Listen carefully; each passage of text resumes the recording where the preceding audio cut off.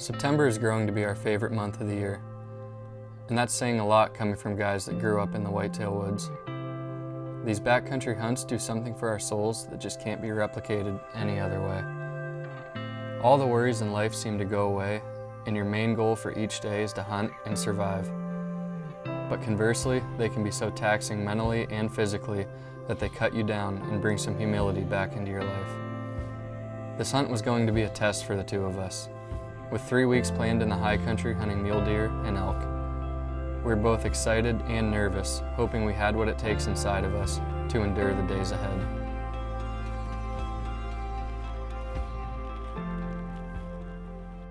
We got here late last night, and we're gonna hike in today. Season doesn't open for a few days. Hopefully find some bucks. Got a few other trucks here at the trailhead. You guys must be a little bit more serious about it than we are. We're here even earlier than we are. Get back in there hopefully midday today and be able to glass tonight. But right now, most important thing is getting a little coffee in the system. Much needed after that trip.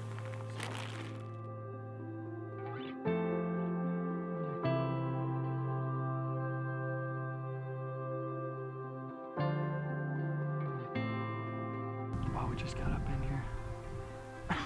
Just that's probably the most brutal hike I think either of us have ever been a part of. I was really like second guessing this decision to come in here. Actually, this kind of stuff happens with Jamie and I all the time. We went through that as soon as we get up here. We peek around this corner into this basin. There's 2 bucks over here. One's a 3x2 and the other's a big, probably I'm pushing 170 5x5. It's real big, wide, tall. His frame's huge. This gets us really excited for the next. Well, we have 9 days to be in here. So as long as we can just stay stealthy, I guess, and not blow all these bucks out of here, we should have a really good hunt.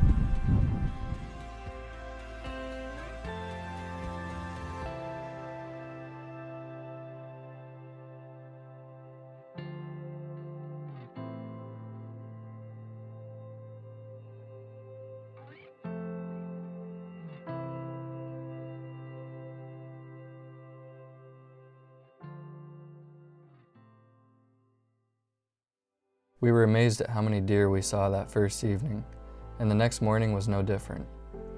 We couldn't keep the spotter in one place for more than a minute, with bucks popping up all over the basin. We felt like if we played things smart, there was no way we would come out of this hunt empty-handed. Little did we know, our luck was about to change when a group of hunters with alpacas moved into the basin, forcing us to pack up and move to a neighboring drainage.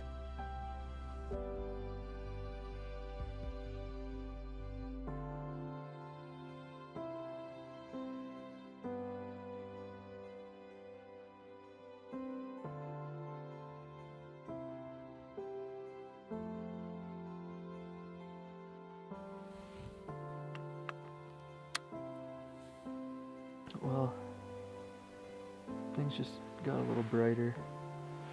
We were feeling pretty down that we moved all that way and we're second guessing ourselves as if we made the right choice. But we just had like 4 bucks come up over the top of the ridge, a doe with them.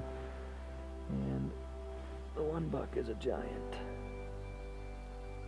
I'm not the best at judging mule deer because I don't look at them that often, but I would say he's all of 175 to 180. So our hopes are up now. Probably changes our plans for tomorrow as well.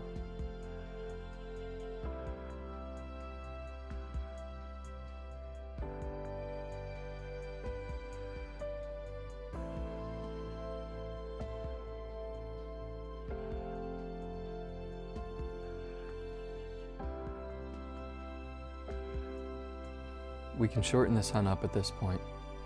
We spent the next 4 days pretty much trying to stare these deer to death. We found buck after buck and had no clue how to get to them. This country was rugged and unforgiving, causing our inexperience in the high country to show its true colors. We felt like we were wasting our time and letting our frustrations get to us. But looking back, I would not trade that experience for anything. The things you take witness to and become part of above 10,000 feet are priceless. Finding ourselves literally backed into a corner, we decided to hike off the mountain and head for elk country.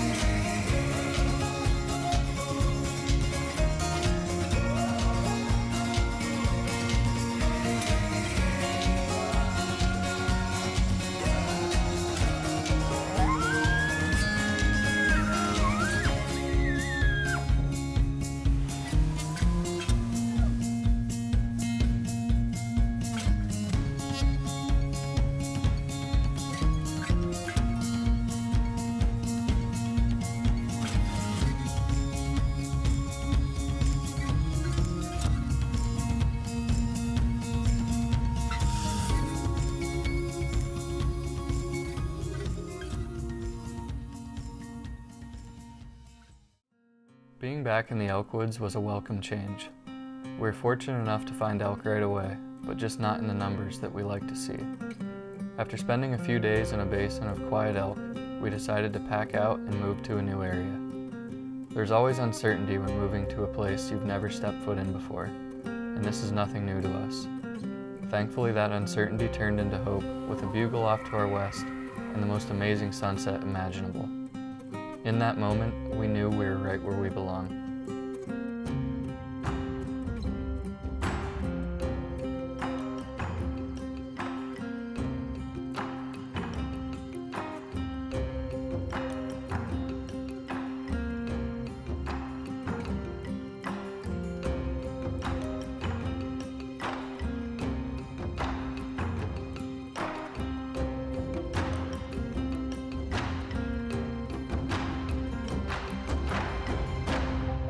Well, we just got back to camp a little bit later than normal, but we found ourselves a couple miles from camp tonight, right in the middle of a rut fest, I guess you'd call it.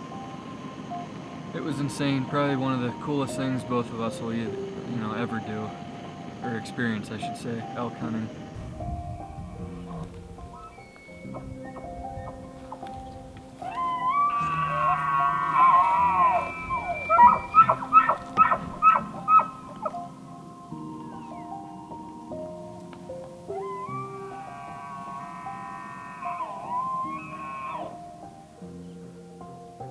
Last night I found myself like 80 yards from 50 head of elk. We probably heard 800 bugles tonight, 10 different bulls.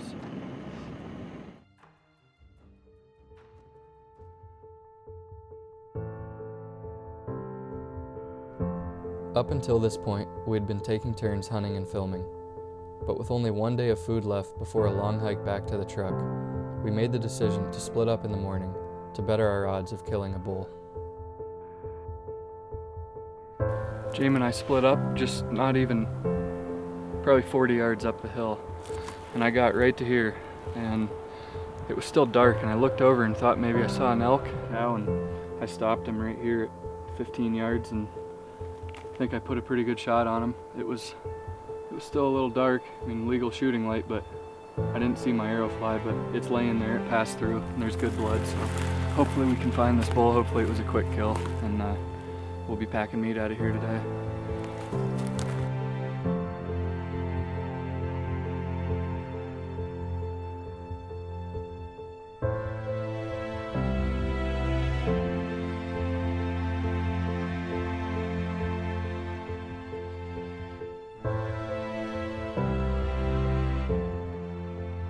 To say that this is my bull would be dead wrong. All I did was release the arrow on this thing. Jameson worked just as hard, if not harder than me.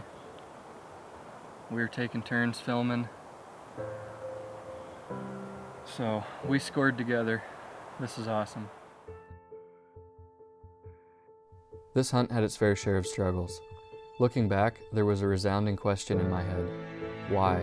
Why are we so passionate about bow hunting the mountains? We leave our families behind to come here and be swallowed up by misery at times, just waiting for that sliver of reward. Maybe it's because that sliver of reward turns into a mountain the size of the ones that tear us down. I would like to think that most mountain hunters feel this way. You come from a special breed to bow hunt the mountains. There's that part of man that needs to be adventurous and explore the world we live in. Veni vidi vici. Every man has it, but most just lose the desire in their comfortable lives.